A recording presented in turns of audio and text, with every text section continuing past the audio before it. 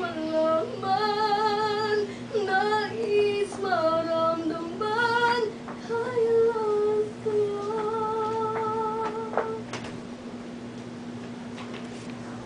So, may konting agap ba? So, agap po sa pag sa regular voice no sa pansito daw there is some kind of agap. Dapat i-practice mo niya parang tuloy-tuloy siya. Parang tuloy-tuloy. Tapos yung regular na boses pagkati sa pansito para pag nag-slide sa pusaka sa bulaw, hindi nag-unta tapos, no?